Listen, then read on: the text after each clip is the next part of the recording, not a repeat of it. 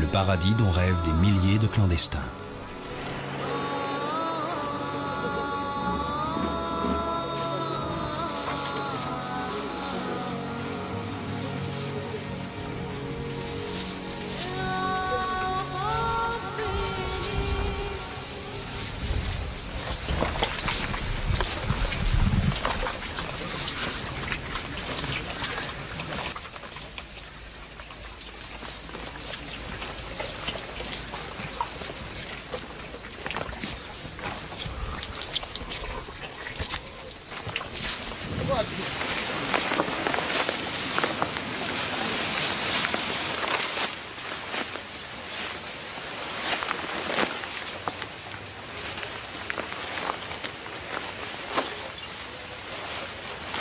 Je te présente ma villa, c'est ici où j'habite. Moussaïd est licencié en droit. Depuis 4 ans, il vit dans les Tchabolas, ces baraques de carton et plastique que les clandestins construisent eux-mêmes.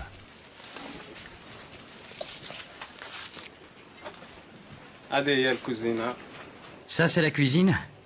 Une seule chambre qui sert de cuisine. Chambre à coucher et de salon. Je vis dans des conditions que je n'aurais jamais pu imaginer, que je n'ai pas connues chez moi. On s'éclaire à la bougie. Alors qu'on pensait améliorer notre situation. On pensait que l'Europe serait le paradis, l'Eldorado qui allait nous donner ce qu'on n'a pas eu dans notre propre pays, que notre gouvernement ne nous a pas donné.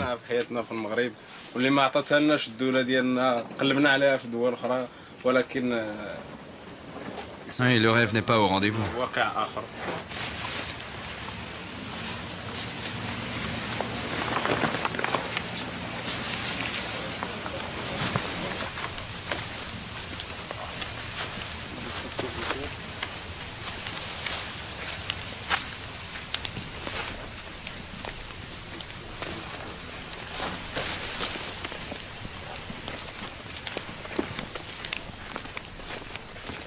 Lui, c'est Driss, un informaticien marocain.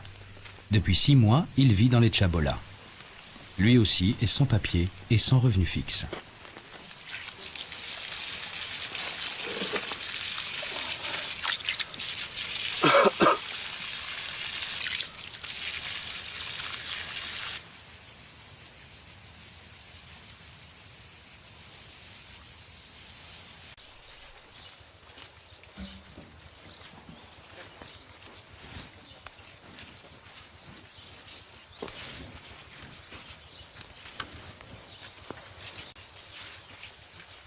Comment est le travail ici?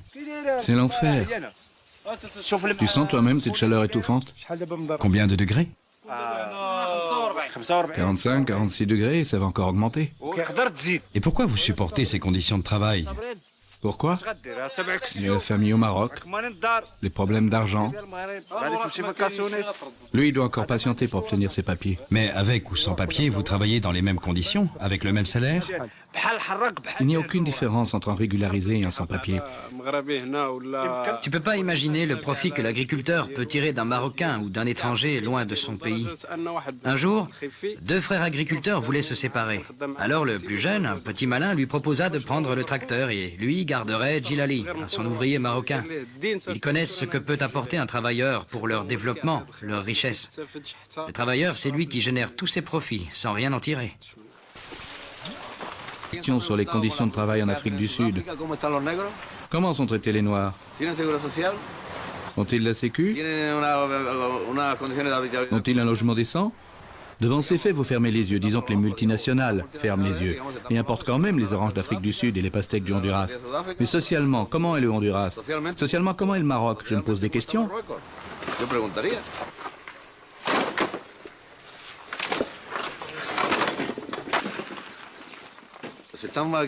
Depuis l'arrivée des émigrés, il y a des maladies qui n'existaient plus qui apparaissent dans cette région. Et tout ce qui se passe ici, c'est de la faute du gouvernement. Il faut du contrôle et du contrôle. Que faisons-nous ici? Accumuler tous ces gens, la délinquance, la drogue, le trafic de hashish?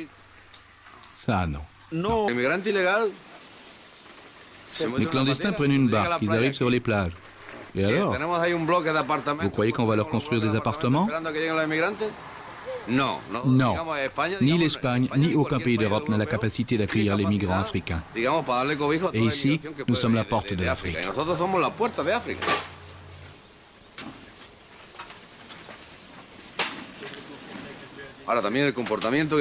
Les Arabes et surtout les Marocains ne se comportent pas bien. Le Marocain ne sait ni lire ni écrire. Il n'est pas prêt à vivre en société, c'est mon avis.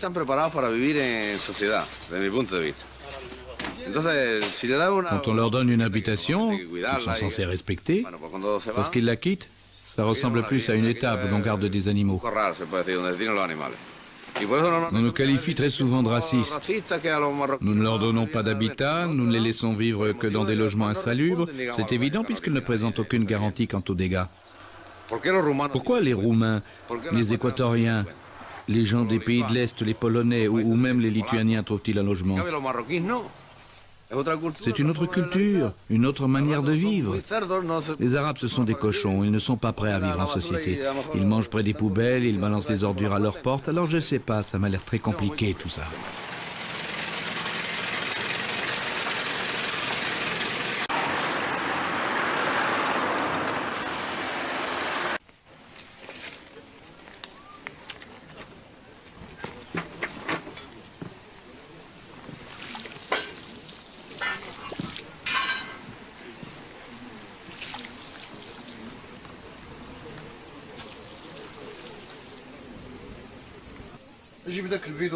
Apporte le bidon. Apporte-le.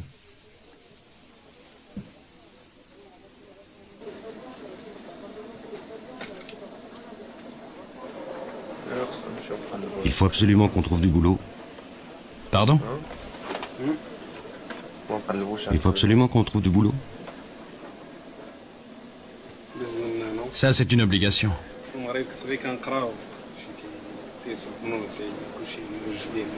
Au Maroc, je ne m'occupais que de mes études. Mes sœurs et ma mère faisaient tout. Même mon lit, je ne le faisais pas.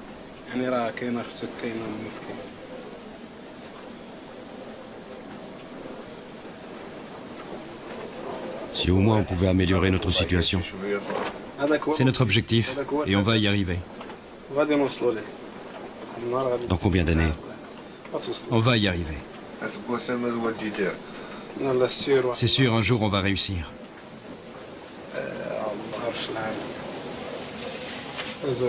Des générations nous ont précédés. Ils ont souffert comme nous. Et maintenant, il y en a qui roulent en Mercedes classe et qui passent leurs vacances là où ils veulent. Ils vivent leur vie comme ils veulent. Moi, je ne veux pas de Mercedes classe, et rien d'autre. C'est ce que moi je veux. Moi, je veux juste un petit saut, c'est tout. Un grand saut, si tu veux obtenir quelque chose, il faut viser gros, non? Pour le moment, tout ce que je demande, c'est qu'on m'arrange mes papiers pour que je puisse rendre visite à ma famille et revenir ici. L'essentiel, c'est qu'on soit en Europe. L'Europe du plastique. Oui, l'Europe du plastique.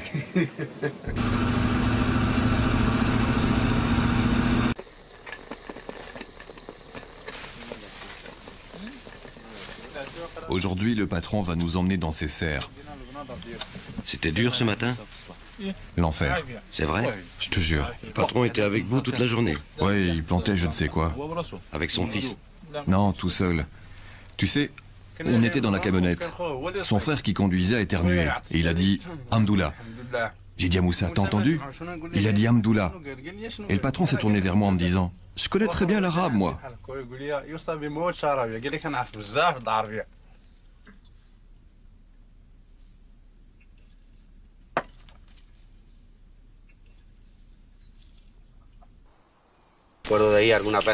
Je me souviens quand j'étais en France, quand je rentrais dans un bar pour prendre un coca ou une bière, je ne pouvais rester très longtemps. Les Français me traitaient de cochon espagnol et ils m'insultaient. Bien entendu, il était hors de question pour moi de réagir. J'étais là-bas pour travailler, alors je baissais la tête et je partais. Au début, j'habitais dans une pièce où on stockait les insecticides et les engrais. Et puis j'ai habité dans une grande baraque en bois. Je recouvrais les fissures avec des plastiques pour me protéger de la pluie et du froid.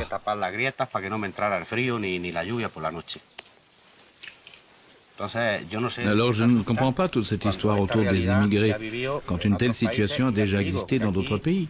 Et je te dis, chaque mois ce sont 500 ou 600 personnes qui débarquent et qui ne connaissent ni la langue ni personne. Ils arrivent comme ça, sans rien savoir, tu comprends?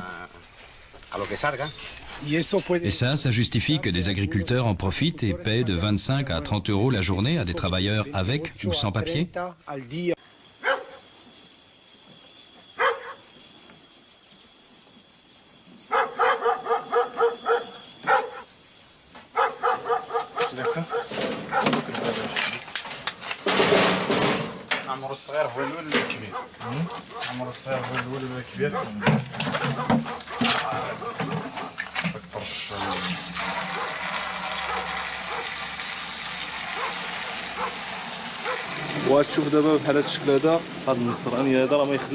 Le patron de cette serre ne nous laisse pas remplir de l'eau ici.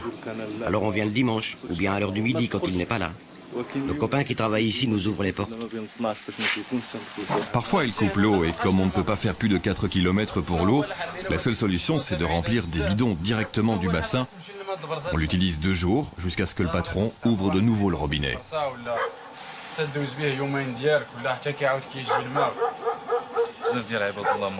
Beaucoup de gens ont de graves problèmes au niveau des reins, à cause des produits dans l'eau du bassin.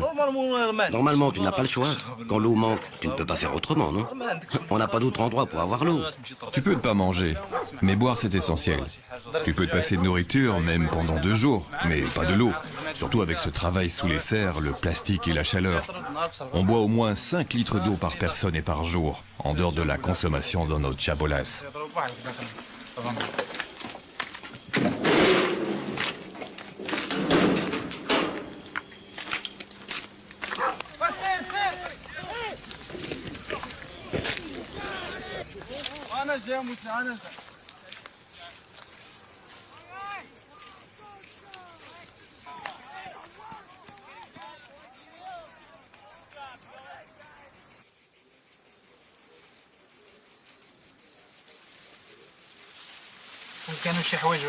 Si au moins tu pouvais montrer ces images des chabolas aux Marocains, ce serait une bonne chose. Je te jure qu'ils ne viendront pas.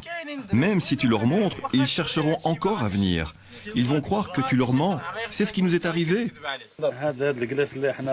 Vous savez, ici, c'est comme si nous étions au Tchad, ou en Somalie, ou dans le Sud-Soudan, l'Éthiopie, ou dans les régions de grands conflits, comme si on vivait au Mozambique. Il n'y a que des mouches, ils ont des crocs, ils t'arrachent la peau. C'est l'enfer. Si au moins les responsables de notre pays savaient ce que veut dire la loi, la démocratie, il y aurait des investissements chez nous. On serait resté dans notre pays, on n'aurait pas besoin de venir ici, pas besoin de l'Europe. Dans notre pays, il y a des trésors, mais il n'y a personne pour gouverner comme il faut. On n'a pas besoin de l'Europe. Même si chez nous on ne vit pas la même situation, ici au moins on peut espérer un avenir meilleur. On peut espérer atteindre nos objectifs. C'est pourquoi nous sommes venus ici. C'est-à-dire vivre ta vie, avoir une maison, une voiture, une femme et des enfants. Par contre au Maroc, même si on vit bien, dans de bonnes conditions, dans la propreté, il n'y a pas d'opportunité pour réaliser nos rêves. C'est pour ça que nous résistons. On n'a jamais vécu sous le plastique. Dis-moi, tu as déjà vécu dans ces conditions? Jamais. Tu vivais bien sous un toit, tu avais une douche, maintenant tu peux crever. Si on a laissé le Maroc, c'est pour nous assurer un avenir. Quoi qu'on dise, notre pays restera toujours notre pays. Même le paradis ne vaut pas notre pays. C'est de notre faute. On a choisi de venir ici.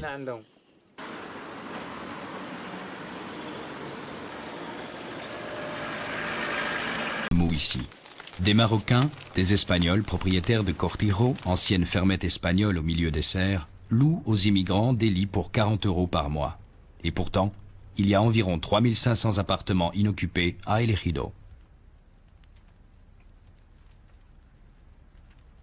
Hola. Bonsoir. Qu'est-ce que tu fais? Tu brûles les ordures? Nous avons parlé avec les responsables de la mairie pour avoir une benne à ordures. On est prêt à payer. Fais attention. Nous sommes prêts à payer, mais... À plusieurs reprises, nous leur avons expliqué la situation, sans aucune réaction de leur part. Alors, quand il y avait des Espagnols qui habitaient ici, vous aviez un service de ramassage des ordures de la commune. Mais maintenant, comme vous êtes... Des Marocains? Oui, des Marocains et... Même le courrier, nous ne le recevons plus ici. Même la Poste a enlevé son service? Pas de facteur. Et avant? Avant, oui.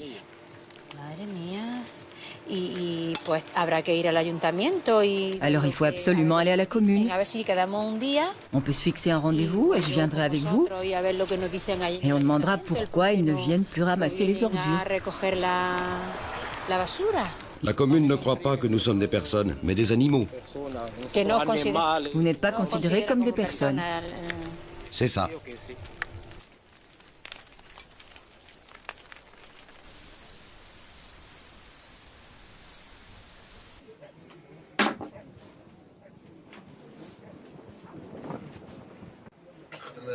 Ça fait maintenant 1 mois qu'on n'a pas de boulot. On n'a rien trouvé.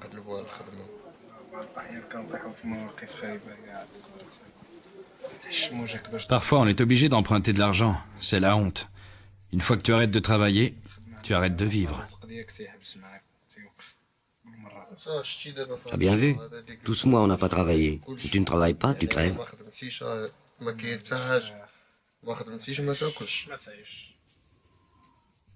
Sans argent, je ne peux même pas téléphoner à ma famille. Mais les choses vont finir par s'arranger. La patience mène à tout. Il faut qu'on insiste pour trouver un boulot. Il ne faut pas abandonner. C'est ce qu'il faut se dire. Il ne faut pas perdre espoir, perdre sa patience. On est aujourd'hui dans un monde de compétition.